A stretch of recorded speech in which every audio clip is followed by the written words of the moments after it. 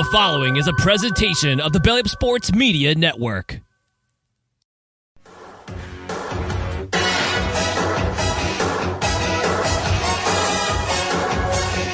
This is the main event.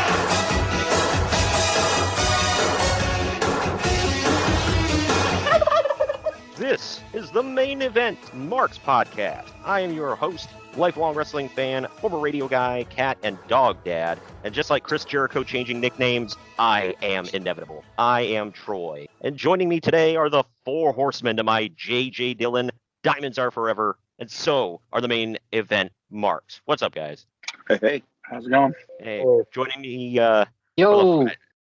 Actually, none of you have been on this podcast. Ramon was on the last podcast I did with Greg that we put out to pasture. I remember that. I listened to that episode. Yeah, that was a while ago. I actually reused some of that audio so that it didn't stay dead and gone forever. With I know Greg and I were proud of some of those shows, and we were like, all right, well, especially Good with stuff. the 1990. We watched through the 1995 shows, and he was like, "Don't make me do that again." So, Oh God, how bad was that year? Oh, you know what? It gave us some appreciation for some things, and other things we were like, you know what, this sucks. Like, really, really sucks. He especially cussed me out when I told him we needed to watch the ECW shows. But yeah, everybody. ECW wasn't bad. I have to agree with you, man. 95 it was. We yeah. agreed. We agreed that it got better with Ave. 1995 was garbage. As you go through the years, I think it gets better. Yeah. I just think that there was a lot of undercard stuff that was good, but you had to pick and choose, and some of the, other stuff is just really bad. Yeah. Right. Yeah. And some of it aged really poorly. But yeah. But That's how you either look way, at it. Yeah, I guess so. Yeah. But joining me today, we are talking all things wrestling and all things Greg, actually, tonight. Nice little dedication show to the man, the myth, the legend. Joining me are Ramon, Don, Joe, and Greg's brother, Matt. What's up, guys? What's Hey, happening? Yes, sir. What's going on? It's gonna be a fun night.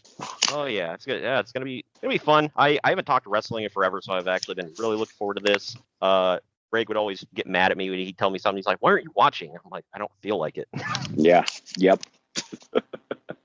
And now Ramon is my guy for. It goes one of two ways. Either Ramon will be like, tell me what happened on the most recent show, or I'll tell him something and he'll text me back, "Dude, spoilers." I don't watch it like live. I'll watch it like 3 days later. I think that's your new. I think that's his new catchphrase, by the way. Dude, spoilers. Me and Greg would say that to each other. Bro, spoilers. That reminds me of another. Speaking of Gregisms, whenever we were in a store, something would happen, or somebody would cough in the background. He'd go, "Dude, COVID." Oh, We our first couple of events we saw together, that wasn't a thing, obviously. But after 2020, so somebody would cough in a distance. He'd go, "Bro, COVID." In his squeaky voice, huh? oh God. He would always hit that. Bro, COVID.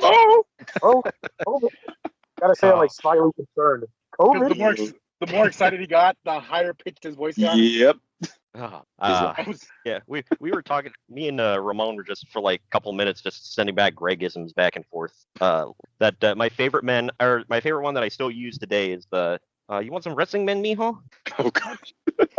Ramon, remind me what happened now? Did you guys were in the toy aisle and heard that, or walking by and heard that?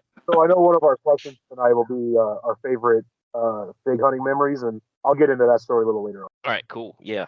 Cool. Yeah, I got a few things here. Some Greg related, some not Greg related, because I want to talk about just like good classic wrestling. I do want to say before we get into subjects is we're getting close to the holiday season, so everybody, I pushed it heavy last year. If you guys could go to Toys for Tots and drop off a toy there or make a donation. They do accept cash online, cash donations. If you go to toysfortots.com and click on donate, you could also. Ramon, did you say they had like drop boxes at different stores and stuff? Yeah, here in California, they're like always in front of grocery stores or Targets or Walmarts. I know our local gyms have. I know Don. I know you're looking for one. I feel like you find the fire department as well. Fire department, school districts. Yeah. Pretty much any public building likely has a City Hall. City Hall is another good one. Oh yeah. And I wanna put one out there. This is probably gonna be my first year trying it, so let's hope the best. Nice. Yeah. Oh, yeah.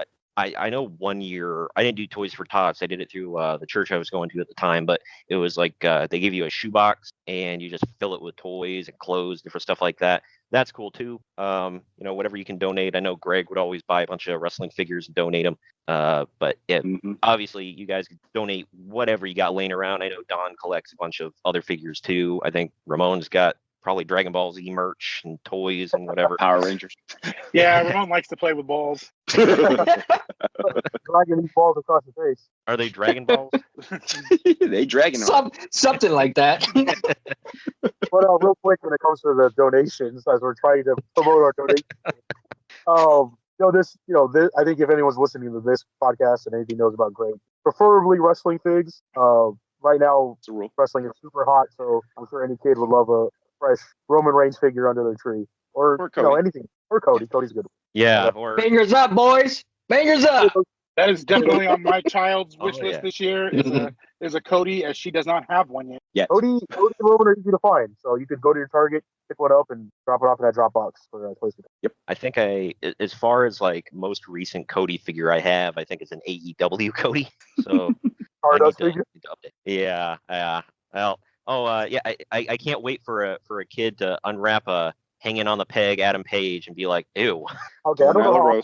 It's just as bad as unwrapping the AEW video game. Okay.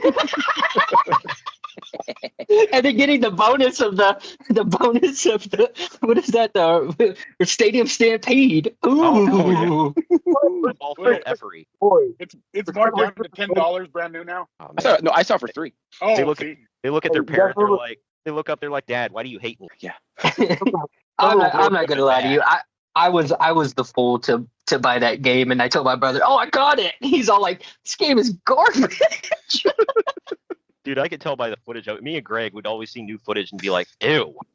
The fact that they're 30 million in the red because of it. And then you put a man that just left the company on the front cover, Cody. No, Punk. Oh, I mean, I'm sorry. No, was it both? Both. Was it both? Yeah. Yeah, I think it was. Yeah. Yeah. Jade's on the cover. Just good stuff, man. Well, since we're talking about figure hunting and all that stuff, I kind of wanted to go around about best fig hunting memories with Greg, because obviously that was there. If you guys are watching on YouTube at all, go back in the archives. They're usually in short form. You can find specific videos of him going around finding some. He would always find some good stuff. Some of the videos are him busting out, but some of them he actually found like some pretty good treasure troves and fill the cart. But I wanted to go around. Obviously, Matt knew him the longest, so yes. How often did you guys go out fig hunting together? To be honest with you, a little handful of times when he wanted to do fig hunting, or usually it was a lot of the time when he was off and I was working. So a lot of the time, and to be honest with you, he walked everywhere. So yeah, that we did. Yeah, man, he's talking about 20,000, 30,000 steps, and he walked like 4 miles and back, and so it's about 8, 9 miles. And you're not into the walking? Well, I am. It's just not like him. The commitment. We used to have talks about that, because we'd be talking about him and walking. I'm like, dude, I don't walk in, because I would tell him, or he would tell me to walk somewhere. I'm like, dude, in Northeast or Southwest Ohio, I was like, we don't walk anywhere, dude. I was like, if it's down the street, that's one thing. But I'm like, you got to be kidding me. I'm like, we drive. Yeah. He was never more of a driving type of person, though. I don't know why, but never had his license ever. Yeah. Yeah. That's why, yes. I remember being in. Go ahead. Oh God! Sorry, I was just gonna say it was always me and Ramon being the chauffeur. Yeah. Although he did tell me in New York, Joe was the chauffeur. Joe. Well, I was actually going to bring up New York, New Jersey, because I was thinking about that, where we couldn't figure out how the hell to turn around to go back, because like there was always the no left turn signs or whatever the hell it was. Yeah. And he goes, "Just let me out right here. I'll walk back." I'll meet you guys. Funny about Greg. So I was always doing all the driving on our fig hunts or anywhere we would go, and he was the worst direction giver ever. Oh my gosh! He's like, "Oh, you're supposed to And I turn swear, right. I swear to you, Ramon keeps repeating this to me. He said, "Don't be like your brother." Get back a couple weeks ago when I was staying home with my son. I was like, all right, Matt, give me the directions and don't be as bad as Greg. You gotta tell me at least 2 exits ahead of time, not, oh, by the way, you're supposed to turn there. Yeah. Appreciate it. Dude, we were terrible together because I'm horrible at like even following a GPS half the times. So he'd be like, "Why do we keep missing this turn?" I'm like, "I don't know." Like I didn't tell him I'm effing up. But yeah, the best. This one wasn't. This was on me because I mean I've driven through every kind of whatever, so I don't really care. But he didn't like being in a car, and they told us when we rented a car in New Orleans, they're like, "Oh yeah, just don't drive down what's that, Bourbon Street." They're like, "Don't drive down Bourbon Street at night." And I'm like, "Yeah, okay, whatever." And it was nighttime. I'm like, I kind of want to see Bourbon Street. And I turned out. He's like, "Oh my God, they told you not to do this. Don't go there." He's like, "Get out of here. Oh my God, and people walking and whatever." I'm like, dude, calm down, man. I know what I'm doing. Yes, there are people walking in front of us. I can see that, and I'm stopped right now. I know what I'm doing. I better run over all these people, Greg. Chill. He was just like, "They told you not to do this." Oh my God, I just want to get out of here. I just want to go. I want to get. I'm like, you want to walk? One time we were in LA. I think it was for Survivor Series. Joe was with us too, but I think you were back at the room or wherever we were staying. I forget. Me and Greg went to go get food, and we make a wrong turn, and we see these two people siphoning gas, and we're like, no. Immediately flips around and went the other way. People siphoning gas in LA. I'm like, they tell you not to. They tell you not to drive in New York City, right, and into Manhattan. And us three dumbasses, that's the first thing we did. Oh yeah. I fell asleep on the New Jersey Turnpike. Like I almost killed all of us. Dude, I was we walked the whole way through New York City unless we took the subway. And there was one night we were there for a whole week, and it was like one of the later days in the week. We'd been walking for days, and it was a long way back to the hotel. And I'm like, dude, can we just get a taxi just down the road? And he acted like, oh God, all right, fine. And then we get in the taxi, and I'm like, holy God, I'm like, I would never drive on these streets. Like hell no. I thought I was gonna die right there. I'm like, nope, this sucks. Like, let me out. When we were in New York, me, Joe, and Greg, Joe started making friends with all the taxi drivers. But see, I was drunk all the time, so to be fair, like you're friends with everybody. Actually, most of my trips with Greg, there's a pretty bad drunk story in there. The worst one though, that New York trip though, he wasn't actually there for. He only had to deal with the back half of that when I got back to the room. Dude, Greg's from utter embarrassment that we probably can't say on YouTube, but I'll tell you all sometime. I've heard a lot from him, so I'm his brother. I know. We saw so many when we went to WrestleMania 34. We were in like a prime location where people are just up and down the stairs all night, one dude wore cargo shorts with like 4 pockets full of beer and then 2 in each hand. Oh my God. That sounds like me. All night up and down the stairs.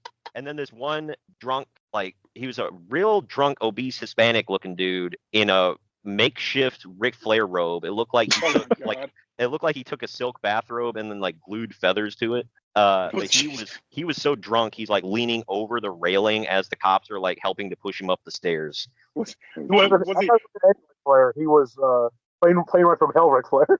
Yeah, oh God. Yeah, except he wasn't flashing his wiener at anybody, so that was good. Oh my God. At least I don't think he did. You didn't hear about the Joe story in New York, no? The what story? Who hasn't heard the Joe story from New York? I haven't. Oh, all right. Yeah, I think my brother left this one out. Oh, he missed the beginning. He missed the beginning part. Let's just put it like this. In the short version of this, we went to a rave at Madison Square Garden. Then we went to the after party, and some guy was trying to be a creep on a girl. But because she was standing in front of me, I put my beer down. He put the roofie in my drink, and that's how the fight started. So in one way, I saved the girl. In the other way, I had a hell of an adventure back to the room that night. Adventure? I had to bring your ass back to the room. I woke up. He goes up on the New York subway. Did he tell you? Speaking of being drunk on a subway, did he tell you we were on the subway? It was late at night. I think it was a long ride back from Brooklyn, and this black dude's with like a Hispanic woman, and he's trying to convince her that she's drunk, but he's hammered. And then me and Greg are just like watching this like as a TV show, and the guy's like, I got to take a piss. And he stands up and walks towards the back of the train. And me and Greg are like, is he going to piss in the corner? He opens up the back door while the train's moving, stands between the cars, and pisses off the side. Oh, That happens at Bart all the time. oh my gosh, yeah. Yeah. To finish up the Joe story, so we get back to the room. Greg is asleep. He doesn't go to the rave with us. That's not his scene. Of course. And so me and my brother sharing a bed, and Greg has his own bed. My brother tries to get in Greg's bed. Oh my God. He's like, dude, other bed. And then my brother somehow ends up without any pants on and uses a tank top as the bottom half of his clothing. He tries to leave the room, and luckily Greg had the padlock thing. So my brother gets and just lays back down. It's freezing in New Jersey. And the next day, So he basically pulled the iron sheik. Greg, without knowing, it stops my brother from walking naked into New Jersey. I woke up the next day. I look down and I go, "What the fuck happened last night?" Jeez. My God. I just hear my brother's hella mad, but Greg's hella laughing. Oh my gosh. And I felt like I've never had a hangover like that in my life. But Was it a hangover? it wasn't a hangover. Yeah, it was just the worst. It was the worst thing, and because I wasn't too drunk when it started, so the figuring out what the hell happened is putting my beer down. And I drank the beer, and then all of a sudden, an hour later, I was just completely gone. That we figured that somebody tried to roofie that girl, but they got me instead. Oh, jeez. Damn. Hey, congrats. I know. You took one for that girl, so luckily nothing happened to her that night. So Ramon, when you woke up, was it like a planes, trains, and automobiles type situation? Those aren't pillows. Oh my God. This That brings us right into Thanksgiving. That's the I wake up that Sunday before WrestleMania. Because WrestleMania is the next Sunday, so we still have a week in New York to go. Oh Basically, my God. 36 hours. Oh my God. Well, getting back to, we took a long way around to Fig Hunt. We pulled the whole right turn. Went down the wrong road like my brother would do. God damn it. That story when it comes to Big Huddy. I will say I've never been drunk around him. I have drank around him. He actually bought me a beer one time. I was like, you don't have to do that. He's like, no, it's okay. I'm like, okay. Yeah, sure. It was always a little awkward. I'm like, I'll just stick to a water for now. Yeah, I was. I felt weird because he was like, "Oh, I'll buy you a beer if you want one." I was like, "I know you don't like alcohol, so I'm like, you don't have to buy that." And he's like, "No, you're fine." And I was like, "Okay." He was always hooking me up on trips. He would just randomly catch a meal or something like that for me. I'm like, "Oh, Coffee. that's awesome." Yeah. So you want to talk about? I will. Oh, I'm sorry. No, go I was ahead. gonna say. Well, he's the type of person that wouldn't ruin a good time, but he don't like that good time. But Yeah. he gonna ruin it for you. I'll tell Yeah, you. he's like, just don't do it around me. You want to talk about? Hooking you up out of nowhere? Okay, so first time we're San Jose Event Center downtown San Jose. We're gonna go. Oh, We're yeah. gonna go see NXT that night, right? And Mhm. so I kept telling him okay, because my wife was being very bitchy about me going out. And I'm like, I didn't buy the ticket. Greg bought the ticket. He bought it for me. Blah blah blah blah blah. I was gonna pay Greg for the ticket, right? I was gonna pay Greg for the ticket. Greg wouldn't have it. He didn't want me to lie to my wife. So Yeah. Oh yeah, He- shut up. he purposely made me not pay him for the ticket just so that we didn't have to lie to her. Wow. Good man. I'm like, That's awesome. dude, all I just said was Greg bought me the ticket. Yeah, well, now you don't got to lie to her. I'm like, oh, come on, dude. I want to talk about this being California. That night had a dude in full. Never mind, I won't say it. We went into we stopped at 7-Eleven, and I went in about a 12-pack, started pounding them. And Greg didn't like me drinking, by the way. I've said this many times. I started pounding them, and we had three. We ran into what three? Let's just call them cross dressers. Okay,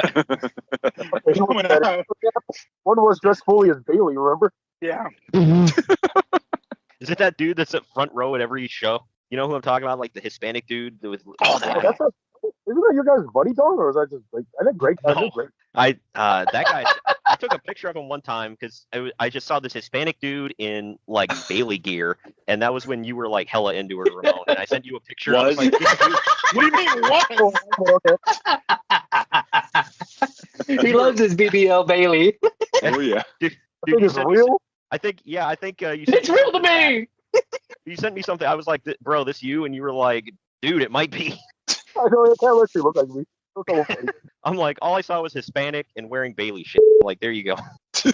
And he had glasses. I had to get you back for sending me pictures of every white dude with a beard you ever see, and you're like, is it you? I'd be like, that guy has the TJ look, bro. Oh, dude, I forgot about the Those look, bro. I white guy with still do glasses that. with a beard. That's another No. Greg is a look. Dude, bro.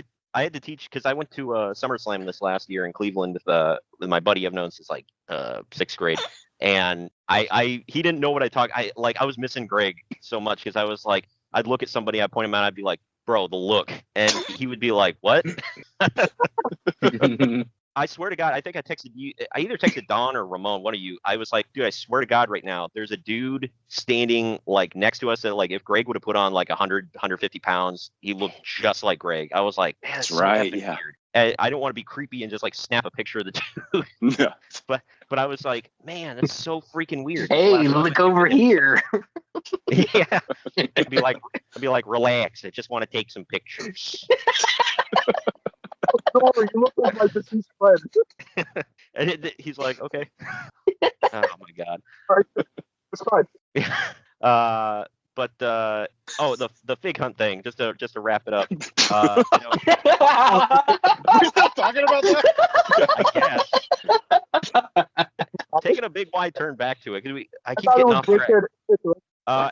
wicked. Any stories that like stick out like particular spots or anything like that? I know Detroit was pretty like it has a couple of decent stores, but Greg would never touch a Jack specific figure. He acted like, ew, gross, it's beneath me. So and they had a lot of them in Detroit. I remember there was one dude we were talking about Disco Inferno randomly. I think we found a figure or something. I can't remember what the hell we said about Disco Inferno, and all the dude behind the counter heard was his name, and he's like, hey, there will be no Disco Inferno slander in the store.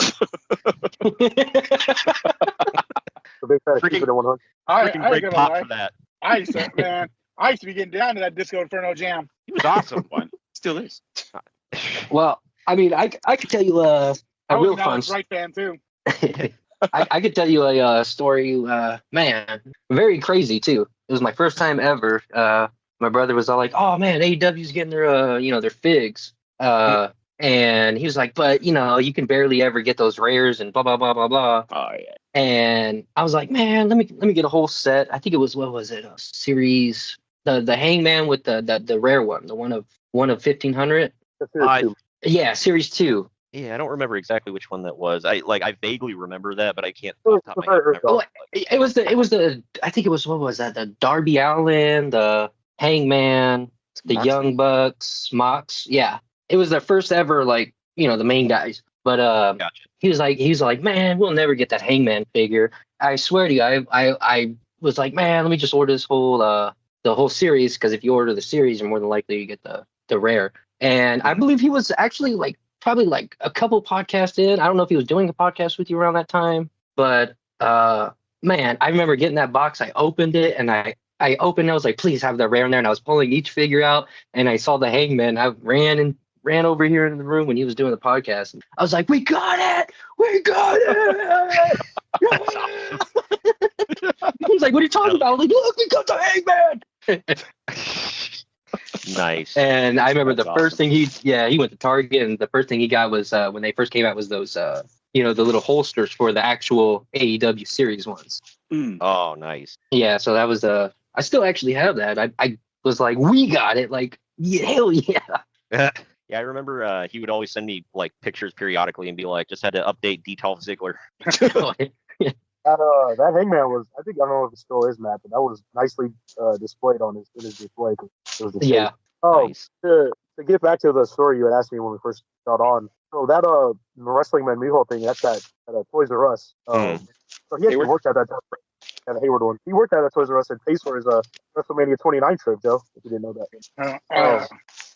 Anyways, so we're at that Toys R Us, and in any store now, even to this day, you go to Target, you go to Walmart, you gotta go check out the wrestling figs or any figs. You gotta go down the aisle, even if you're not buying. Yes. Yeah. Hell yeah. So Toys R Us had a really big. This kid and his dad, like he's walking around with his dad in the store. They're clearly walking through the different aisles. All of a sudden, you just hear, like, out of nowhere, "Would you like some wrestling, Mijo?" forever. Forever. Anytime Greg and I would go to get wrestling toys, oh, you want to go look at the wrestling menu? And then, as far as the AEW story, so I think that's series 2 or 3, Matt, you end up getting. Series 1 had come out in early, like mid 2020 or whatever it is. And I think I'm pretty sure they're exclusive to Walmart. And there's a good amount of Walmarts here in the Bay Area. So Greg and I were like, let's just go see if we can find them. So we just go to like every Walmart around here for like a 5-mile radius, and we're hitting every store. No one has them. We'd ask the people. They like look at us like, Yeah. "You mean WWE figures?" And they're like, "No, AEW." What the heck is that? Like they had no idea what we're talking. This one guy actually knew. He's like, "Oh yeah, I know, but it's not coming in until next week or whatever." We're like, okay, whatever. They're made by, and they're still to this day, they're made by Jazzwares, and Jazzwares actually is a good sized toy company. They make a lot of different toys, but we only knew them as the people that make AEW. And Walmart, I don't know if it is where you are, TJ, but here at Walmart they're lazy. They'll just leave pallets of merch like in the middle of the aisle. Yeah. Not on the shelves. Oh, hell no. Greg and I knew that. Yeah. So we would look on the shelves, we look on the pegs, we look above, and then we look on those pallets to see if there was a find the Jazzware. boxes. You'll find the boxes right there. Yeah. Find a box. We find a Jazzware box. I think it's me. I'm like, Greg, look, there's a Jazzware box. And like we like take out our keys and like cut the saran wrap off and open and take it out. Like, we're gonna open this? Like, hell yeah, we're gonna open this. We open up the Jazzwares box and it's Peppa Pig. we're like, what the heck? And then forever after that, every time we saw Peppa Pig, like, there's Peppa Pig, AEW legend. I remember AEW signed Peppa Pig. Peppa Pig is all elite. Yeah, there you go. There you go. Yeah. Yeah, oh, man. Long story, we never found them stores. At least that. Not that first series, yeah. I always like how And it's- he would tell me, he's like, "Oh, you're never gonna see that in stores," and he would know. He would never find them. Yeah, I'd be like, "Yeah, you're probably right." He's like, "No, I am right," and I'm like, "Yeah." He would send me pictures when he was on his quests from Targets on things that he knew that I would want to see if I wanted it. You want this? Yep. You can send it to me as well. Yeah. Yeah. And vice versa. Yeah. I didn't do too much figure shopping with him, but he would send me stuff all the time through my brother. He'd send like bags of like rings and shit that, oh, does your daughter want this? And he'd go, Cool. oh, tell her. Like he said, Andre the Giant blanket and shit like that. And this Bret Hart Shawn Michaels pillow that is not allowed to be on the Shawn Michaels side on her bed. Bret Hart guy. Makes a lot of sense. But and he would always say, "You're doing such a good job with that one," because she's a monster like us when it comes to wrestling. She's got to go to the aisles. She'll say, "Let's go look at the wrestling figures," and now it's always like, "Yeah, we got to go look at the wrestling figures for Greg." And right after he passed, my wife had taken them to Target, and she walked over to the aisle. She started looking at the wrestlers, and they were like, "This is for Greg," because they knew how much it meant to me at the time. And then she ended up buying something. I think she got the $1 Million Man. She had never seen a $1 Million Man on the shelf, and so she grabbed the $1 Million Man. She's like, "I want the $1 Million Man." And I just remember thinking, like of all the things, like Greg Center, all kinds of stuff. Yeah, and, Awesome. And That's awesome. So that's my memory there. that's awesome. Yeah, I always loved everywhere we go. Like if we were gonna meet up somewhere, he'd have me start pinpointing stores and stuff, and I was always the food guy. Because he trusted me after the first time we met up was New York in 2015, and I'm like big into food, and I was like, well, I want to eat Italian in Little Italy, I want to eat Chinese in Chinatown, and I'm like marking all these different places, and he was like, I trust you on your food choices now. He's like, you're in charge from now on. He's like, I'll trust wherever you want to go. I do remember it was a little weird eating in Little Italy because it was like some like dimly lit, like kind of romantic looking restaurant. We were sitting, meanwhile we're sweaty with backpacks on. Oh. So we were looking, I think it was called John's Pizza. They were looking for it in New York. And for some reason, the GPS, mind you, the GPS we're using is not like the phones that we got today. We were using an actual GPS box that I got from my mother-in-law road that I bought from my mother-in-law. Or she wasn't even my mother-in-law at the time. This was my bachelor trip that we're on. And we end up in like Poltergeist City, New Jersey, where like there is a church on every corner. It's like, there's nobody walking the streets, and it's John's Pizza in New Jersey. We were looking for the New York version of this, and it's in like this little shop, and we're like getting out of the car and walking up and like going, okay. So we walk in, and the guy goes, hey, you guys, pizza tour and all? And he goes, and then so we order our slices or whatever. And I'm just thinking, like, this is the creepiest shit. And then it happens to be the best pizza we have the whole damn trip. It's the best pizza we had at all. We did a lot of the New York pizza trips. We did the one under the bridge. That's supposed to be like the best pizza in all of New York. And I'm like, I'd rather have a round table. Yeah. Well, the funniest one is when we went to Chinatown and we were eating there, and like the only Chinese food Greg knew was Panda Express. And I'm trying to explain to him. I'm like, no, this is like a restaurant with like real Chinese. And he wants chow mein. I'm like, no, you want lo mein. Trust me. And like the waiter's trying to like tell him, he's like, no, chow mein is like, and he's like trying to explain it. He's like, oh no, I don't want that. and then he ends up ordering like Panda Express. He gets like 2 entrees and then like lo mein. And they bring him these 3 giant ass plates. He's like, what the hell? I'm like, dude, they're not gonna bring it out in like a little styrofoam thing, like it's like an entree, like a real restaurant. He was like, wow, that's a lot of food. I'm like, yeah, it looks like we're bringing some back to the hotel. I can't believe my brother hasn't even said it yet. You talk about so we're talking about food here. That first trip to New York, besides the pizza, we lived off of Taco Bell and White Castle. We ate over 100 tacos. We would go and buy, because at the time it was the new 12-pack of tacos. So we would go and buy 24 of them at a time, and we would eat the whole fucking box, whether or not we ate it right then and there or later on. Like we would eat it in the morning for breakfast. We go to the big Times Square. Go to the big Times Square Dave and Buster's, and like the waitress is like super cool, and she's bringing us beers and food, and obviously but she's like super nice. And we're trying to figure out what we're gonna order, and I think Joe and I get a burger or whatever, like finally something different. Steak. Greg orders like the 3-piece tacos, and we both look at him like, are you not sick of tacos yet? Hell no. So what we did was, go ahead. Oh, he had us go back to the same restaurant like twice when we were in New Orleans. He liked it so much. I was like, you don't want to try a different place? Okay. I mean, it was good, but I was like, all right. We had planned it out ahead of time. So like we bought hella gift cards, like restaurants and shit that like we were gonna so that way we weren't spending hella money on food. So like we had like a Dave and Buster gift card, so we could go to Dave and Buster in Times Square and things like that. But I remember like it was hecka funny because besides the tacos and all that, the White Castle thing, it was the first time any of us had ever went to a White Castle. And so we walked in and we start ordering. I think we ordered like 100 cheeseburgers and like, I mean, it was like this insane freaking order of like cheeseburgers and like French fries, and I think it was chicken. And the guys looking at us like we're freaking crazy because it's only 3 of us. And we're taking what the hell are these guys ordering? They're drunk as shit. How long did the diarrhea last? They were tag teaming it out. There's diarrhea. Trios there. But Greg isn't there for that one. Did Greg tell you guys we ate at the same? Was it Longhorn? Are they the same Longhorn that Chris Jericho ate at when he got the AEW belt stolen? No. Yeah. Well, because we were adding it up because Survivor Series 2019 was in Chicago at the Rosemont, and our hotel room there it was like the Rosemont and then Target and then Longhorn and our hotel, and we were eating at the Longhorn one night, and this was not long after Jericho won the damn belt. And it was at the Rosemont, and me and Greg were sitting there eating. He was like, I wonder if this was a Longhorn that Jericho was eating at when he got the belt stolen. You know what? This bad luck with my brother being places where belts get stolen. My brother and me, we went to the San Francisco AEW, what was that, all out or all in? Full Gear or something? Full Gear. I forgot which one it was. We went there, and that's where Will Hobbs got his belt. He got his belt stolen. Good God. That was Daniel Bryan versus MJF. Yeah, that was. It was when Will Hobbs, he had that old Sonic ring. Oh yeah. Oh, he won at the Cow Palace. Yeah. Yeah.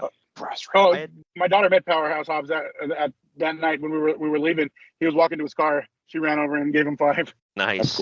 That's cool. I was Greg said he met him in the gym before, and he said like he like tagged him in a post later on and was like, hey, I saw you working out, whatever. He's like, come over, say hi next time. He's like, well, I didn't want to bug you while you're working out. He's like, come on over. That's cool. Yeah. He actually sent that to me the first time he met him. He was like, dude, look who I just met. I was like, no way.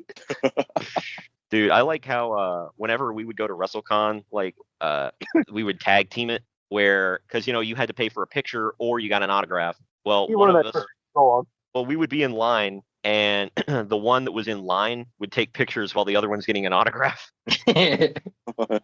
Like I sent him pictures of he was sitting there talking to Ken Shamrock for like 5 minutes and I just snapped That's awesome. pictures while he's doing it. That's cool. Yeah, he was talking to him about Tito Ortiz and everything. Of I was like, course. dude, that's awesome.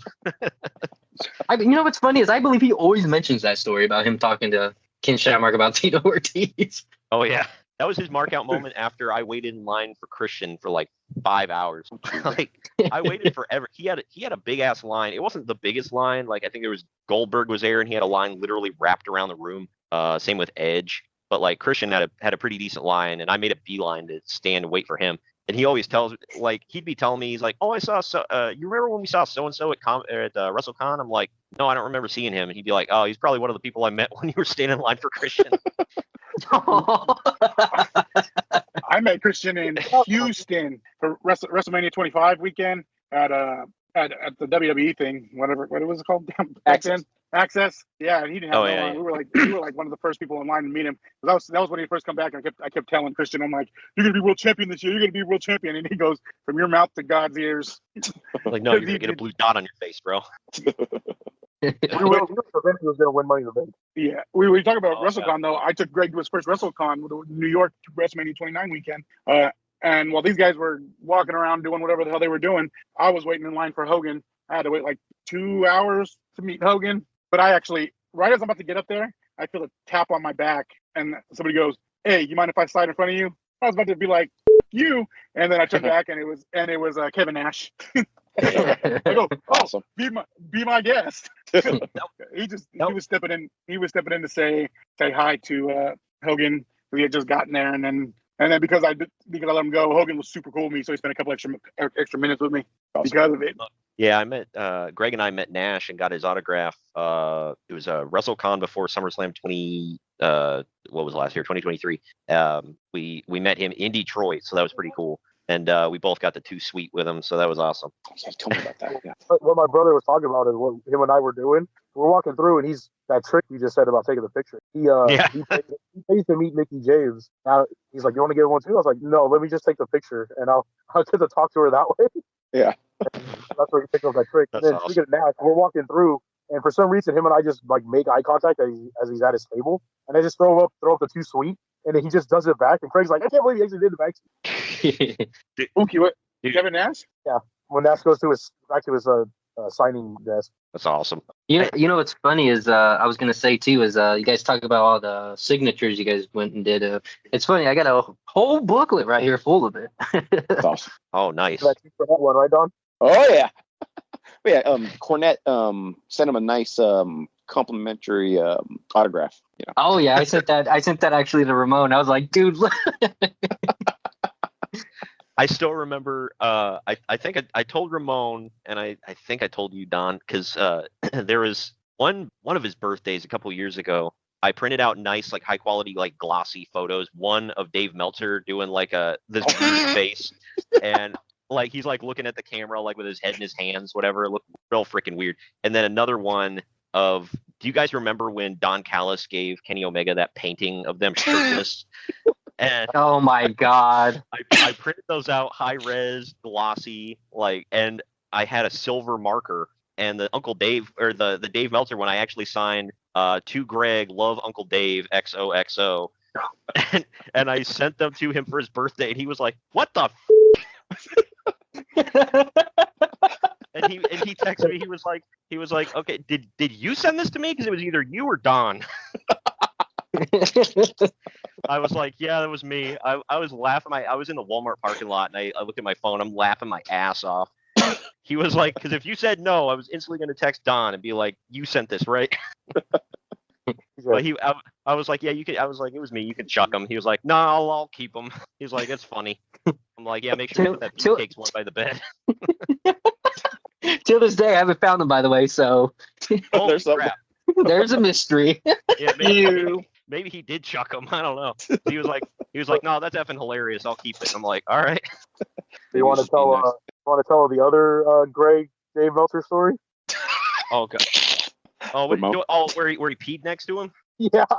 Oh, okay. Yeah, wasn't it at a Sharks game? He was like, It was at a shirt. and then he was like, you're a mark or something. Did he say that? Oh, he didn't talk to him. That was when he comes out, he's like, I'm just taking a piss next to the Meltzer. I'm like, he was like, what the hell? How do you know that though? That's what I don't get.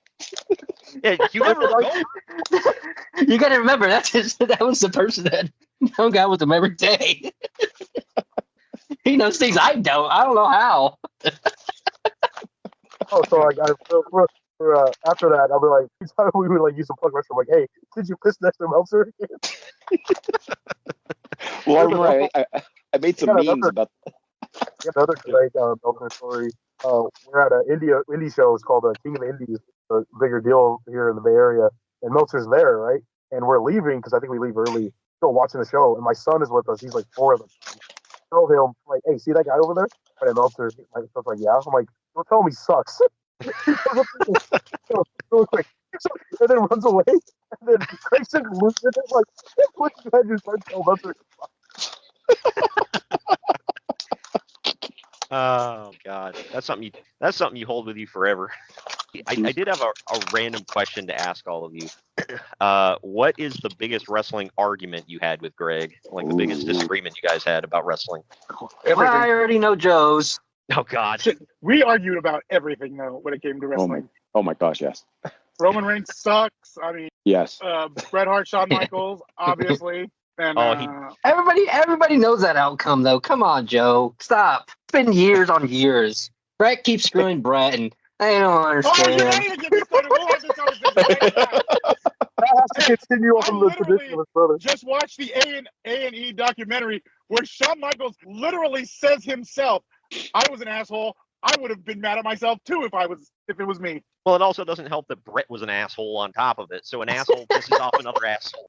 And then the asshole of the company makes a decision. Yeah, right. You remember? Did any of you hear the Kevin Nash story where and Undertaker confirmed it was real too? Where Nash, Not all of that. Yeah.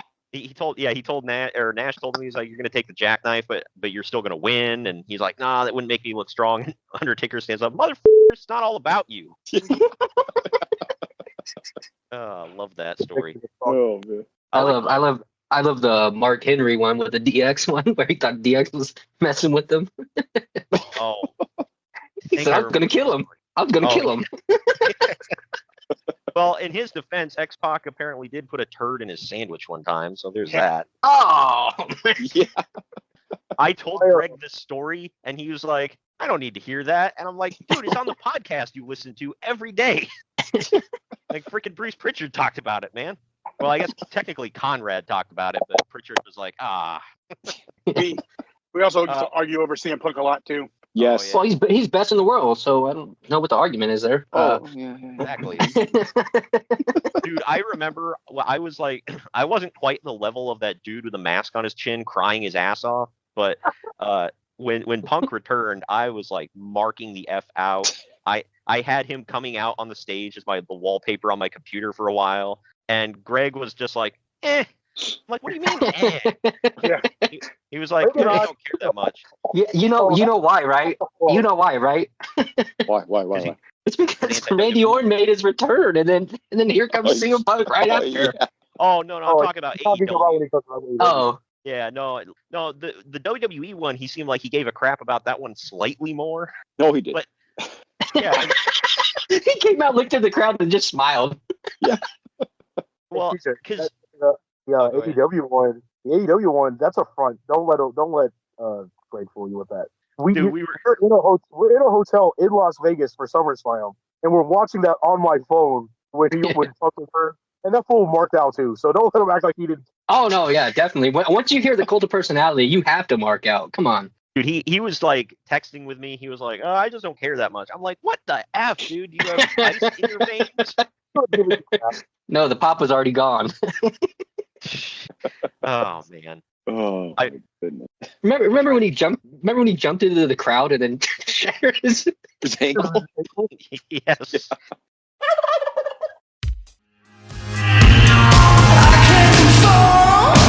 She's in here, she calls it fear.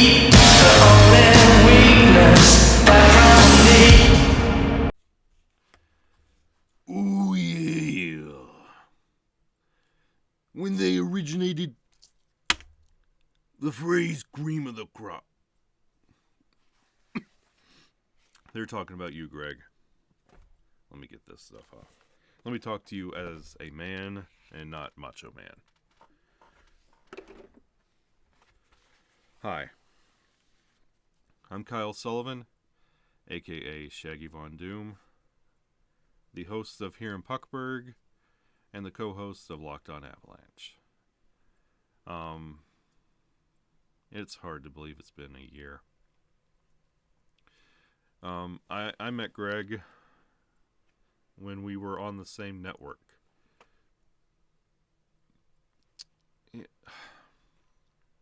I reached out to him because I was a huge fan of the Main Event Marks. I loved hearing his passion and how he would relive those moments like he was watching it again for the first time. You'd hear that raw emotion and how it would hit him in the moment, and then you would hear the cynical analyzation of that moment as he's aged over time. And I loved hearing that balance and how he played through the show, and we became really good friends. He would reach out and we'd talk sports. He loved hockey. He was a guest on my show, and where we got to talk about hockey. And he would DM me all the time about his Sharks, or if any of our teams happened to match up. There was trash talking, and then contemplation on where our teams were going. He was a great guy. Used to talk to him all the time. I'd get random DMs about little news tidbits that he'd hear, and I would do the same with him with wrestling. I would ask him questions here and there. He was salt of the earth. Truly a man that followed what he loved and get to do what he loved. You can hear it in his episodes of Main Event Marks. He's sorely missed. It was an honor to call him a friend, and my phone doesn't feel the same anymore now that it's not full of him lamenting about his San Jose Sharks. Greg, you're missed. I love everybody, friends and family that are having moments like this, remembering Greg. Power to the Marks. And you guys are awesome. I love everyone. Thank you for allowing me the opportunity to get to remember Greg a little bit in his domain. You'll never be forgotten, bud. And your Sharks will never be good. Much love to you. Too sweet. 2 words for you. I miss you.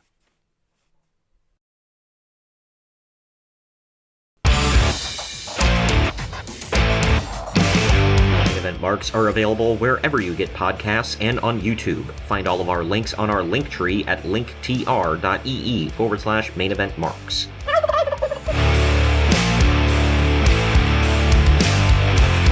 Argument story with Greg. Actually, we argued about it. I know one of them. So I knew Matt first. Our sisters were and still are really good friends. They were best friends when we were younger. And Matt's sister found out I like wrestling. Oh, my brother's like wrestling too. My little brother likes it. He'd like to come over. So Matt comes over. I think I show you my wrestling figures or whatever. We start wrestling. Yeah, you had all the old school belts on your wall. I do have the jacks, the ones that are beneath Greg. Oh yeah. So we're talking about TNA because Bound for Glory. This is 2005. Bound for Glory 2005. That day. And Matt's like, oh, my brother orders it. He orders all the things. I was like, oh, really? I was like, can I come over and watch it? Literally, Matt lives around the corner. And yeah, sure. And I guess either Matt or his other siblings, friends have brought over friends to watch wrestling, and no one ever sticks around. But Greg kind of rolls his eyes at him. Oh, here's another guy to watch wrestling for 5 minutes and then leave because no one. I walk in. I've never met Greg before. I walk in. The first thing I tell him is TNA sucks. It has no storylines. God. What? This kid knows what he's talking about, but also screw him. TNA's awesome. So yeah, dude. Our friendship is based on art wrestling arguments. It's literally the reverse with us. We obviously met through the I'm not gonna say his name on the podcast, but a guy we know in Dayton. That guy. Yeah. I knew him. I heard. I met him in I think in a Halo lobby, and then What? we start back when you used to meet people through Halo lobbies, and we were like chatting and like we both like wrestling and playing video games, whatever. And he was like, "Oh, I just live in Dayton." I was like, "Oh yeah, we could hang out sometime," and it was fine for like a minute. But like Greg and I were both saying one time, it was like, well, the one positive thing we can say about knowing this guy is we were introduced through him. Because he was like, "Oh, I know this guy through this guy Greg that plays Halo. He's pretty good." And he was like, "We should add him to the party." I'm like, "All right, yeah, sure, whatever." And then eventually Greg and I became friends over because I told him I love TNA, and he was like, "Hell yeah!" He was like, "You know how rare that is for me to find somebody that likes TNA?" Yeah, So- it's always funny to me too because you were talking about Halo. Ramon and me, come on, Ramon, you remember? Oh, he's in our spawn and he has a shotgun. Chris and Matt and a couple of other friends would play Halo hours and hours and hours. And then eventually, like, we stopped getting the Avalanche. I think it was Halo 3. We stopped getting the Avalanche, and we'd get mad, like, are we ever going to get this map ever again? Because we'd all team up, and, like, we had our secret ways of, like, getting the bomb the base game. Yeah. And we had a strategy that, like, was foolproof, and we just annoy everybody. I love that game.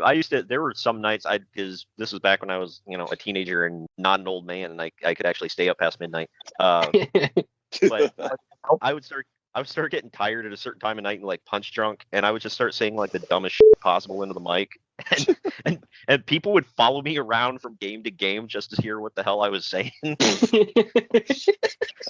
I would be playing like absolute shit, but they're like, "Dude, this guy like is saying the wildest shit." So they would just follow me around to games. The weirdest one is This is how you know podcasts. Yeah, right.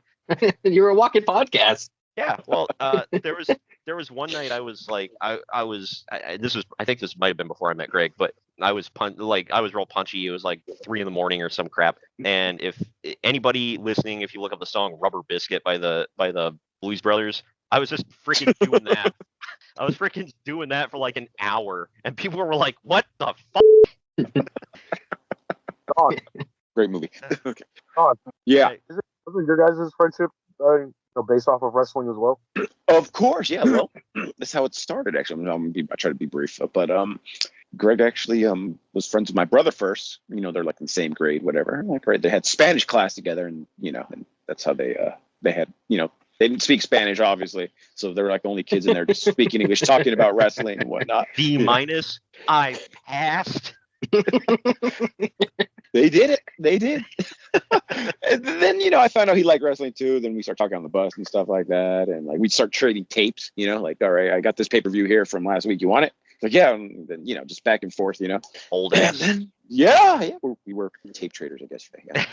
This started like what, 99 or something like that? It's like, yeah, oh gosh, I feel old. Holy cow. Yeah. This was like the height of like the beginning the end of ECW, Attitude Era, WCW crap, So it was we had a ton of tapes we traded. And then graduate high school, and we kind of drifted apart, I mean, we just, he moved, and then finally reconnected on Facebook. And I saw him down the street in Hayward one day. I'm like, oh, it's Greg. I go up to him, start talking to him and stuff, and then we, exchange info, and it was cool ever since then. So yeah. My favorite story about him encountering you out in the wild, so to speak, is he was on a pig hunt, and he walks into the toy aisle, and you're already there, and he's like, "Oh, hey, what's up, man?" And he's like, "Oh, you working?" And you like look down at your uniform, and you're like, "Yeah." I just dress like this my regular life. What was that? So, what'd you say, Ramon? I said no. Don just dresses like that in his regular life. Oh yeah. I would laugh my ass off. Like, "Are you working?" You're like, "No." No. I should. What beautiful. What are you doing? Just pooping. You know how I do. Yeah. I will say, let me see. I was trying to think of all the wrestling shows we went to. I know he and I went to SummerSlam 2015, the first ever Takeover Brooklyn, WrestleMania 34, Takeover New Orleans, SummerSlam 2023, Extreme Rules. I don't remember what. I think also 2023, and then oh shoot, I know I'm missing some. Fastlane 2019. That's what Roman.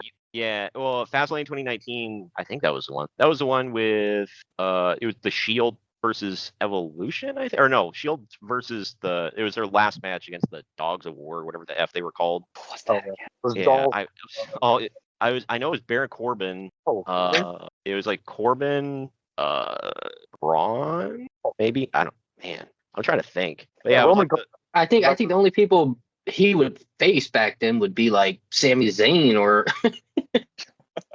not. I mean, the big names now, but back then it would be like Corbin would be the last underdog guy. kind of guy. I'm trying to think. Yeah, it was the Shield versus Baron Corbin, Bobby Lashley, and Drew McIntyre. That was it. What a weird. Okay. Yeah, it was odd. Yeah. Yeah, the show was okay.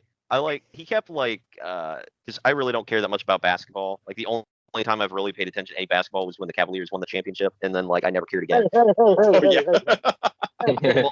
Well, we were 4 years. 4 years, you were like, you were going to do it, and then one, you did. Yeah, Sorry. I never, because basketball was never really my sport that I gave a crap about. If I'm going to watch anything, it's going to be football. And Greg always used to care. He was like, the one sport you guys won a championship and you don't care about it. I'm like, pretty much. Yeah. We want a real one. Yeah. When we were in the God, I think it was, I can't remember what it was called at the time. It might have been called was it the Rocket Mortgage Field House or whatever the F? It might have been the Quicken Loans Arena at the time, but and he sat there just throughout the whole night, just randomly pointing up at the ceiling at the one banner, and he was like, "Yeah, we beat you the year before that, and the year after that." I was like, "Cool, dude. There's a match going on." Yeah. Oh yeah. Go ahead. I was saying, it just popped into my head right now because I was thinking about your question. I'm like, of all the shows that I went to with Greg or ran into Greg at, what I think the most special one and the one that I think I connected with him the most was WrestleMania 29 weekend, but it was the Ring of Honor show. And it was there at the Manhattan Center. And I just remember walking out there to the outside of the Manhattan Center and being extremely emotional because, the Manhattan Center, the very first Monday Night Raw. Yeah. And everything. And just thinking about, the Sean Mooney and the Bobby the Brain Heenan standing out there. And Greg actually felt the same thing too. Because, we were alive for that first Monday Night Raw and we were going in to watch a Ring of Honor show. But the building was just it was, it's like a wrestling fans, one of the holy grails of being a wrestling fan, the Manhattan Center, ECW, Monday Night Raws. And now we're watching Ring of Honor there. And I just remember totally talking about it and geeking out about we're gonna go see a show here for this, and that was actually a pretty good night too. That was the main event was Kevin Owens versus one of the Briscoes. Jay Briscoe wins the world title. Yeah, Jay Briscoe wins the Ring of Honor world title that night. Awesome. Yeah. Must have been a hell of a match. Dude, I hated him for so many shows he got to go to that were historic. There's that one. He was at the Eddie Guerrero winning the WWE title event. I was like, dude. Side note about that right now. So when the Eddie Guerrero A&E documentary premiered a couple of months ago, I'm sitting there watching the documentary, and at the very end, it goes to him winning the world title, and it shows a shot of the crowd that we had never seen on TV before, right? And so I go, wait a minute, and I paused it, and I yelled at my daughter, I go, come here, look at that. Who's that right there? And it's me, right? with Eddie Guerrero, and I go, well, if I'm there, then my brother can't be too far behind. So I'm looking for him. I'm like, where the hell is he at? He's under the A&E freaking symbol in the corner. Of the picture. God. You ever see Monsters Inc. and they're doing the commercial and Mike Wazowski's behind the Monsters Inc. logo and he's just so happy that he's on TV. That was me. I'm behind it. That's awesome. My brother's in there and he's holding the world title. He's holding the California flag, and I'm just behind the stupid AEW logo. Because 20 years have passed since that show. We sat front row, and there has never been any evidence that we sat front row for that show, except for the fact that we have our chairs. Damn. 20 years later, that documentary premieres, and we get a different shot of the crowd, and there I am staring back at the camera, like, yes, I told you I was there. You can see me when Eddie wins the belt. The freaking security guard rips my shoulder out of socket. But I reach out to Pat Eddie as he's going through the crowd when he won the belt, and you can see me for a split second on if you watch it on Peacock. On the cock. I think that was one of the moments when I went to go text him, and then I realized. If you guys rewatch the opening of if I'm right, I think it was No Way Out we went to. At the beginning, it shows my whole family. Oh No, wow. Greg, Yeah. Greg asked No Way Out though. At some point, he showed me at one point. Yeah, it was him, my mom, my sister's husband, and me.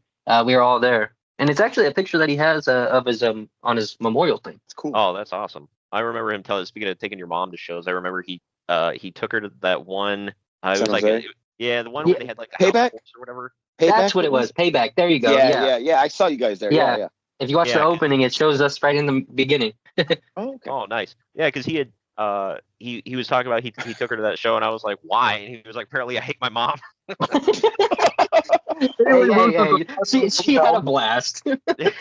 He was like, I think I owe her a good show now. Oh, he would text me and go, "Are you going to this show?" And I'm like, "Why the hell would I go to that show? Like know. that's got to be like one of the most boring. Let's spend all this money and then be bored out of my mind." Dude, he had fun at like the bad shows we went to, and I try to, but like I've been to some shows where I'm just like sitting there yawning, and I'm like trying to get into it. I'm like, let's get a move on.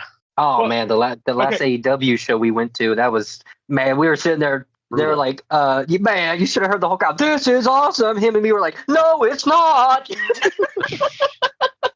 Dude, my They friend made started- one top rope move, and they're like, this is awesome. What? Let's talk about. You want to talk about like things that like you argued with Greg about? One of the biggest things me and him would talk about for hours was his taste in wrestling in general. I go, gosh, man, yeah. you like some of the absolute worst wrestling ever. I mean, How dare you?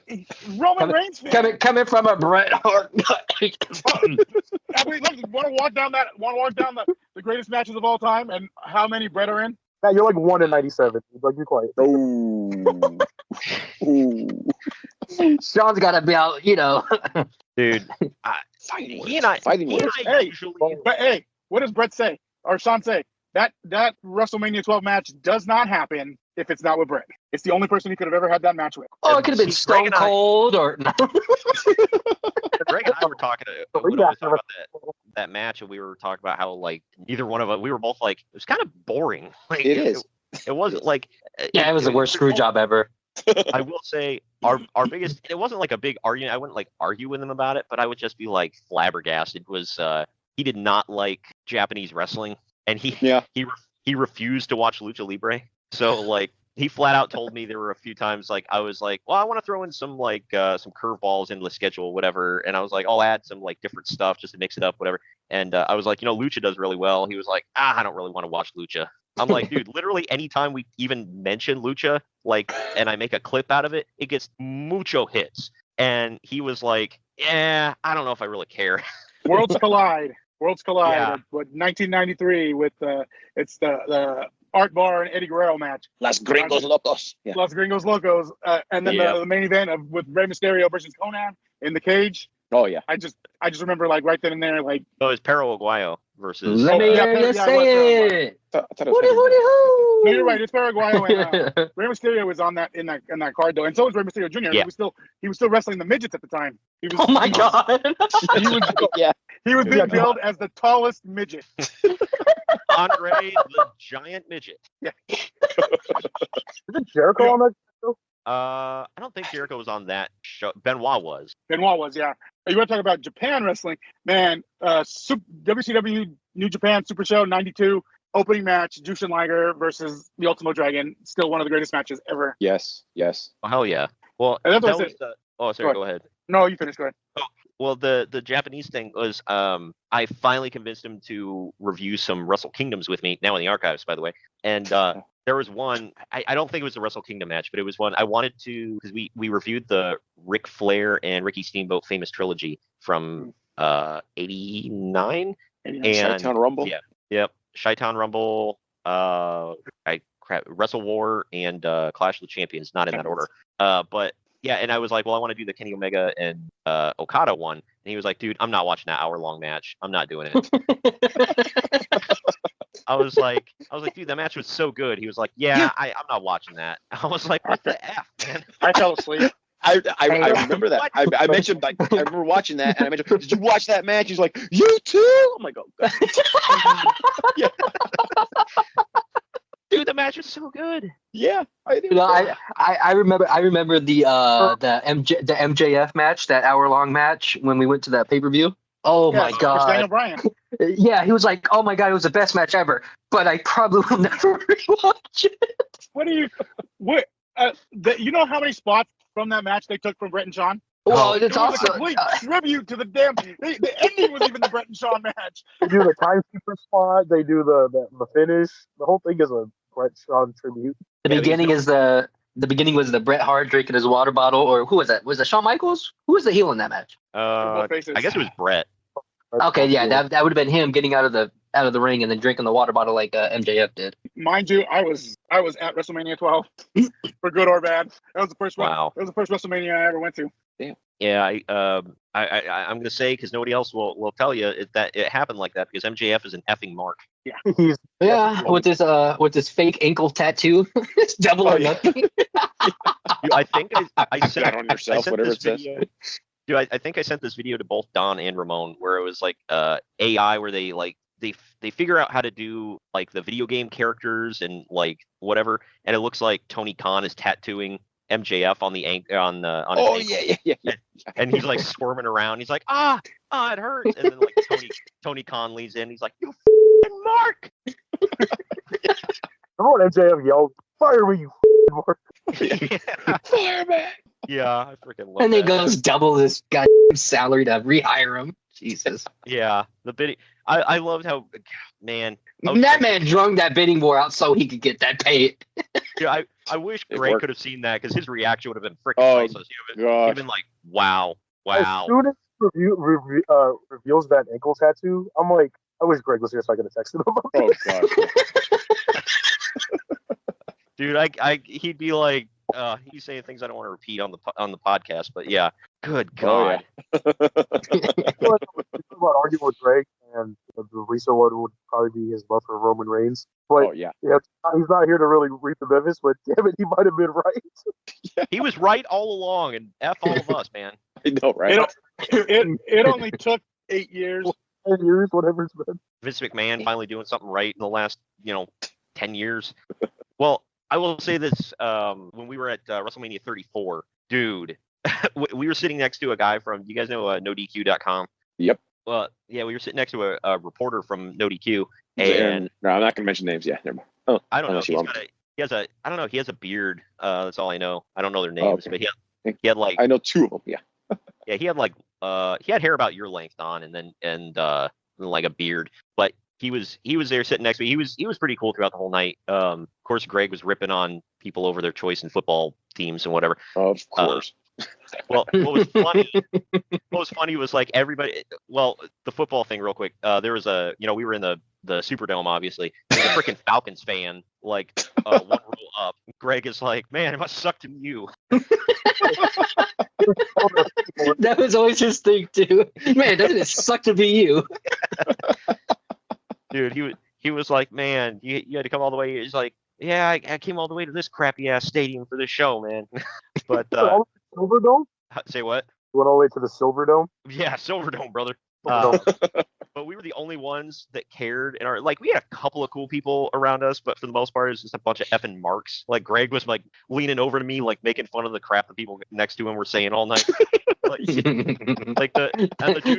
dude in front of him was like, the guys in front of us were such huge marks. Like Ronda made her debut, and they were talking mad shit. And then like halfway through the match, they're like, all right, I'm impressed. And he's like, oh, well, thank God he's impressed. That sounds about right. Yeah. Yeah. We were laughing our ass off about that all the rest of the night. But when Roman came out, like as soon as his theme hit, everybody just stands up, boo, and like, well, no, I'm sorry, they sat to boo. They refused to stand up. Me and Greg stood up and were just cheering our asses off. And the guy next to us from No DQ was like, he is the moneymaker, the crown king of WWE. You boo him, but you paid to see him. Bow to him. Dude, he's just going on, and these people around him are getting pissed. And this guy's like deadpan saying this crap. And he's like, bow to Roman Reigns. He's like, he is the next crown chief of Vince McMahon. And I'm like, holy shit. That was WrestleMania 34, right? Yeah. That was like the WrestleMania where they tried to cut all the mics on the crowd so you couldn't hear him boo him. Oh And man. I remember I remember texting him. I'm like, dude, they cut the mic. You can't boo him. And he argued with me later about like, they didn't do that. Nobody was really booing him. Like, shut up, dude. Dude, everybody throughout that, I will say it was really hard to get into that match, not only because it just wasn't a great match, but like we're watching and everybody around us is booing, then they're doing the wave, they're breaking out beach balls, like they crapped all over that match. And then like at the end, like Greg and I are standing, me, Greg, and the no DQ guy all stood up when he hits the F5 and I'm like, come on, 1, 2, 3, and everybody's like, yeah, and then they just leave. And me and Greg and the other guy, we just like sat there staring at the ring like, what? Like we're just like so deflated. We're like, well, that sucked. Everybody else is just like basically like, yay, we can go home. That's like WrestleMania 31 because I was ready to walk out. I was ready to walk out. I was great. I thought, and then Seth's music hit, and I walked back to my seat. I'm like, thank God. I just remember trolling Greg for days after that because he thought this was going to be the Roman's moment and everything. Yes, dude, great. Oh man, we were there for that too in Santa Clara. Yeah, right? That's right. Yeah. That was a great weekend we had. Yeah. Me and Greg would argue about that one too. He's like, "Oh, he ruined Roman's moment." I'm like, "Dude, that's like the greatest ending." It was the greatest cash in ever because everybody's all like, "Oh, Roman won," and then I was like, "Oh my god!" And he would always. It was so late into it too, though. That was the craziest part. Like, Roman was celebrating and doing everything, and then. Dude, we were. He would always make comments because I like marked out because when he grabbed the WWE title and ran up to the stage and then he like did that thing he always does where he like swings it around and shit. Yeah. I was like, dude, he's doing the swing and shit, and he was like, why do you mark out for that? But Roman Reigns winning, you know. Every time he would do that, he's like, oh, he's swinging the title again. He's like, there you go. The Tyler Black thing. The Tyler Black. Yeah, right. Yeah, I was like, he's done that ever since he was Tyler Black, so it made me mark out for it. Dude, just like the CM Punk match, him and MJF and the dog collar, where he came out to Miseria Cantera and wore his old jacket and shorts and everything. Oh yeah, dude. Greg was like, "What's this garbage shit he's coming out to?" I'm like, "Dude, that's AFI. That's like his first theme." He's like, "I've never heard it before." I'm like, "What? You uncultured swine!" We almost went to a concert this summer just literally to hear them perform that song and leave. We talked about it. We're like, let's fucking go. I remember Ramon mentioning that. Yes. 30 seconds was the headliner. We're like, nope, we're leaving. I swear to God, about 5 years ago, my sister tried to buy an AFI album at Hot Topic, and or no, this had to be longer ago because they don't sell CDs anymore. But it was it wasn't long after they came out with their last new album, and my sister was trying to buy it, and the guy at the front's like, "Oh, that's cute. You still like AFI?" My sister's like, "What the F?"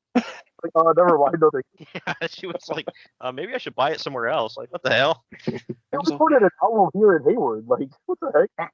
It's okay. I'm a music snob, so I totally understand it. It should be fine.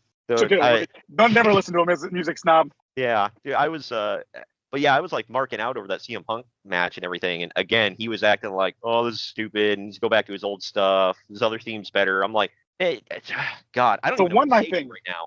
Yeah, I was like, I don't even know what to say to you about this. Anytime anyone ever made a reference to their character as an indie wrestler, it would piss Greg off so much. I know. How dare they bring back nostalgia? He's like, go by their slave name, damn it. Your name is Toby. I got that reference. Yeah. Dude, speaking of names, I don't know if you remember, like, when we went to take over Chicago 2019, that was like, Ramon, you and I were talking about, like, Undisputed Era at their height. And this was when every show was so damn annoying because everybody would just go, Adam Cole, baby, about like 5,000 times. Baby. Until I wanted to track down Adam Cole himself and kick him in the nards just because. Well, I'm glad I didn't say that. I was about to say it. Adam Cole, baby.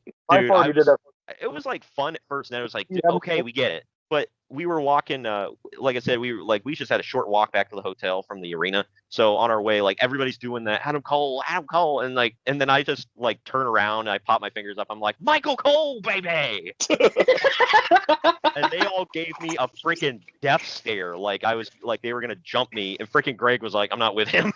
Did you get booed? Dude, they just like they acted like they didn't know how to respond. he read Foreman you with the Green Bay Packer game. Who the hell is this guy? Bears, boo! Oh my God. Cole, baby. That's a good one.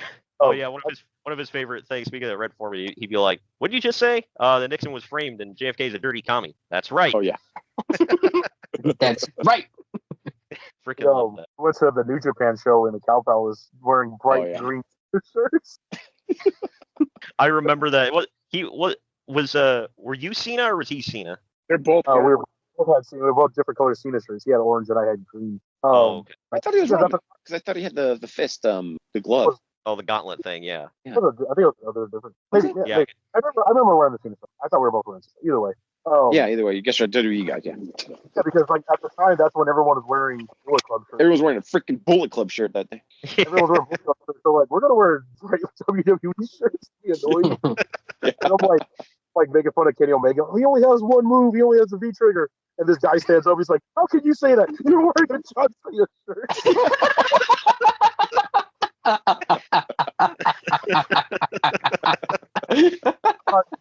Oh no, he's gonna hit the move. One time in New Jersey, me, Joe, and Greg, WrestleMania 29 weekend, we're watching some random indie out there, and Carino's on the card. Was that Ring of Honor? Either way, Carino's on the card, and I'm like booing the crap out of Steve Carino, and this guy's like, "How dare you? I'm gonna kick your ass." I'm like, 17. I'm like,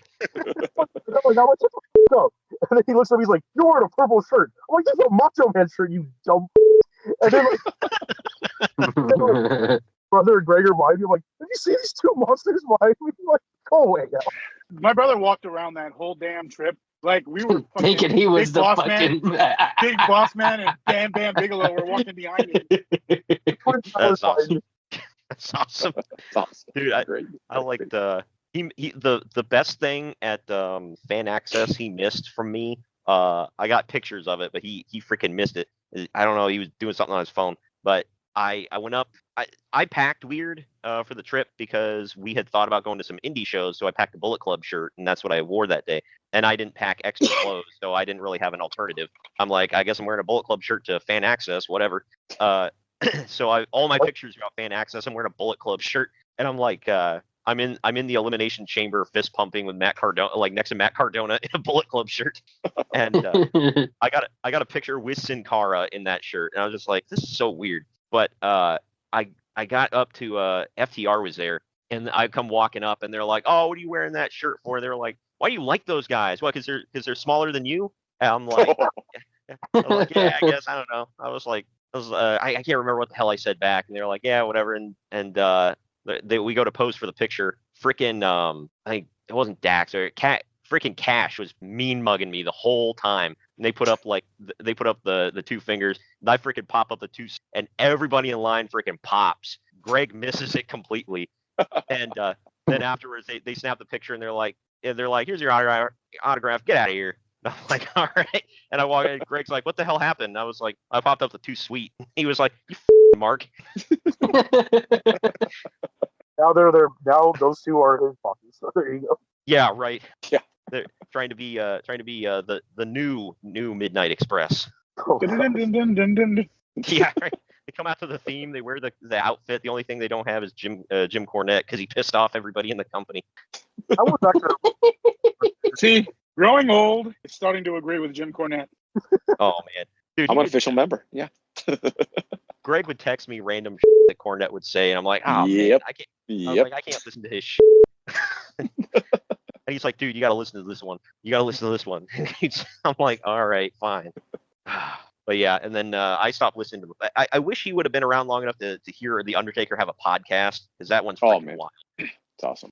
It's like I feel like it's a fun show, but at the same time, like, does anybody remember that, like, where CM Punk was doing an interview and he was like, I don't know, when the Undertaker texted me LOL, it kind of like a little bit of my inner child died inside. I feel the same way when, like, I didn't have that experience until they were talking about being your character all the time and people like not getting the difference, whatever.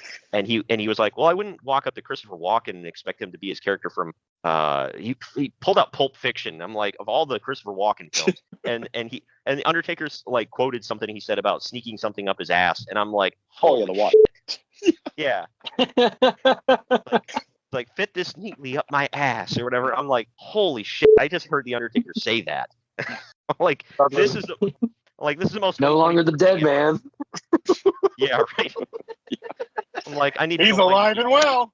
Oh Yeah, yeah. it's like, I need to go take your I need to go take your DVD, just like throw it in the garbage. I just can't anymore.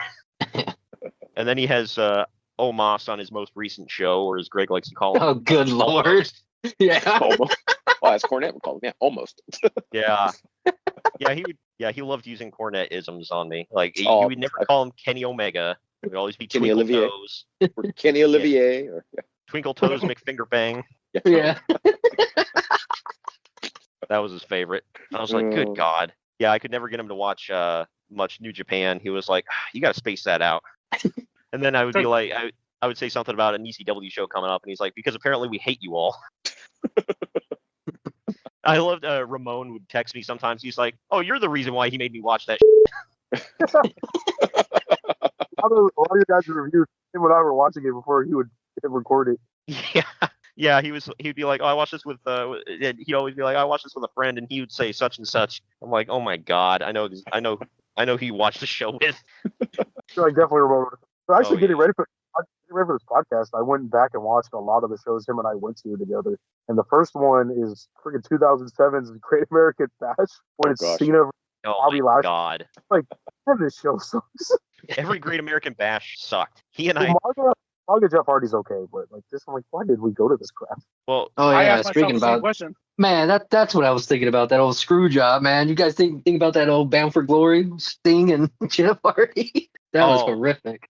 Oh, the Victory Road show? Oh, Victory Road, yeah. I thought it was Bound for Glory. Oh man. Yeah, no. That's one. That was a train wreck. Yeah. Well, if you guys are watching on YouTube or want to watch on YouTube, it's youtube.com/Marks on Media. And I just uploaded. I'm doing all the shows that Greg and I did. I'm doing them in like short form now with actual like video of the show. And I recently did Bound for Glory 2010 when they're here. And you remember the sign they were holding up? So there was a sign in the crowd when Immortal debuted, and it said "They're here," and they spelled it like the location there. So it was like "They're here," like There. what? And then they held it up all proud of it on pay-per-view. I'm like, dude. I guarantee Vince Russo didn't know the difference. He was just like, bro, hold up the sign, bro. Camera, pan on him. Yeah. Bro, I didn't know what a sign was, bro. When it got ripped, fried, bro.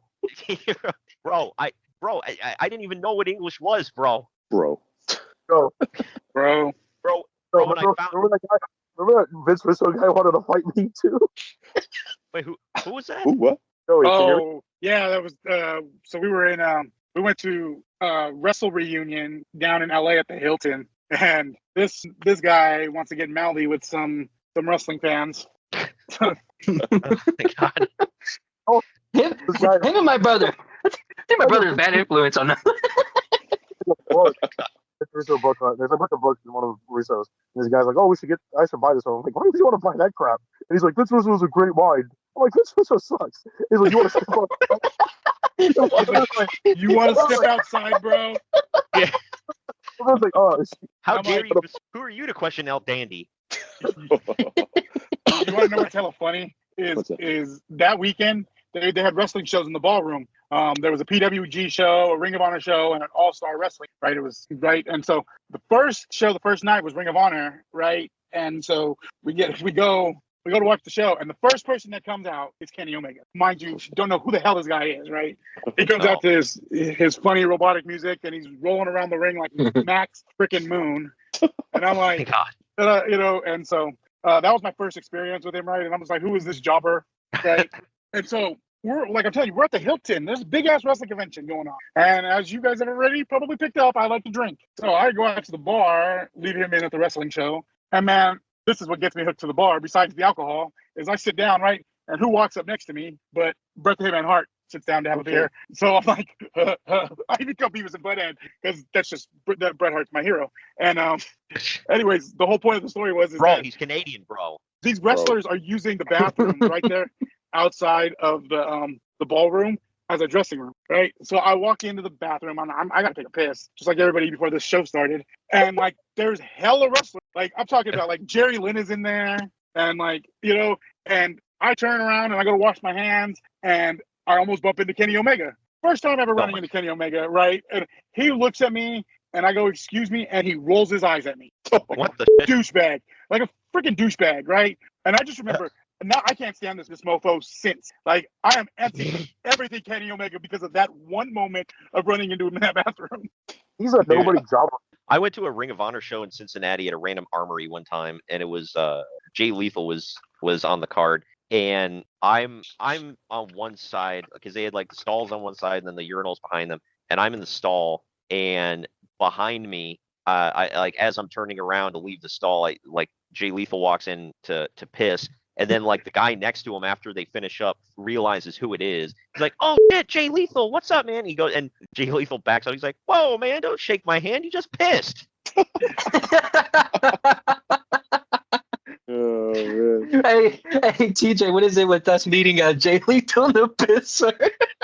Oh my I remember I was at SAC with I believe it was Ramon and my brother, and Jay Lethal. We were coming out of the bathroom. Jay Lethal was about to walk in the bathroom, and my brother's like, "Hey, there's Jay Lethal asking for a picture." I was like, "Oh, hey, Jay Lethal, can I have a picture?" He's all like, "Oh, all right, hurry up, come here, kid."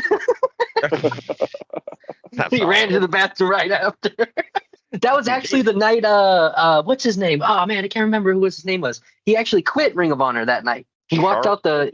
Hoss. I think so. He walked out of the. He literally walked out the back into his car. I think that might have been Charlie Haas. I think Greg and I talked about that on the podcast on some episode. We were talking about how asshole he is. I remember that because he bought me my first ever Bullet Club hat there. Nice. Yeah. Why?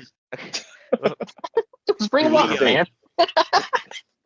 Well, because we were talking They're about like two members, about, different different wrestlers that like were assholes and ones that were actually pretty cool. And I went to like one Ring of Honor show. It was Survival of the Fittest, 2011 or whatever.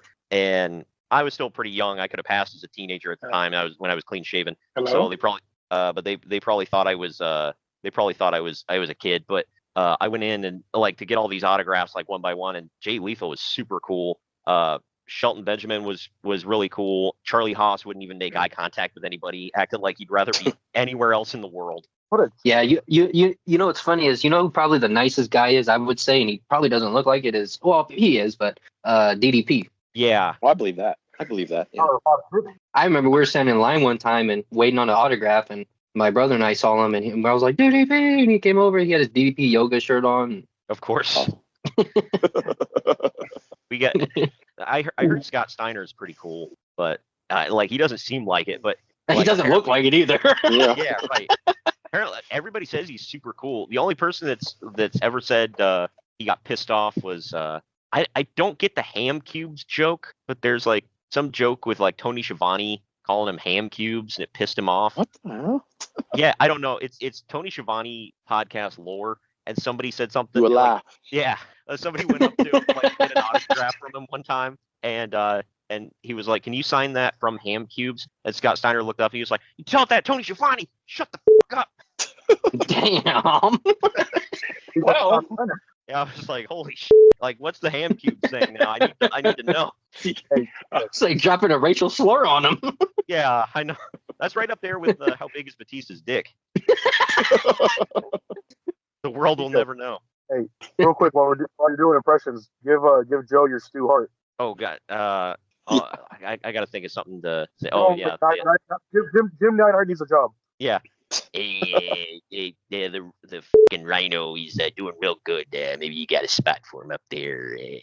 He's a big bastard. that's awesome.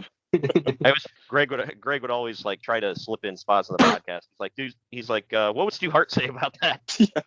I'm like, good God. And my impression is of an impression, but like everybody does the same impression of him. Yeah, that's why I was laughing because it reminds me of the story of the Bret Hart Hall of Fame speech when he's talking about being at WrestleMania 4 and Reg Park, the Bellmaker. And you're like, well, Reg, if you wanted to try me, why didn't you try me? But it was Owen. I like the I like that one where Pritchard said he prank. I think he prank called. Or no, it wasn't a prank call. They thought it was because Owen would always call and pretend to be his dad, and he answered the phone one time, and it was Stu Hart, and then like he put Jim Cornette on the phone for some reason, and Cornette thought it was a prank call, and he starts going off on Stu, saying he was going to sodomize his daughter or some other whatever, and Bruce Pritchard gets back on, and Bruce Pritchard gets back on the phone and was like, "Hey, Stu, what's going on?" Because he hadn't heard what Cornette said, and he's like, "Yeah, what's going on down there? You some kind of pervert or something?" He was like, "What the hell?" Oh no, because Cornette. That's right, because Cornette hung up on him. He goes off on this Cornette rant on him and freaking hangs up, and then and then Owen comes back in with the phone to Bruce, and he was like, "Hey, my dad's calling and said you hung up on him," and he's like, "What?" And then Cornette realizes what happened. He's like, "Gotta go."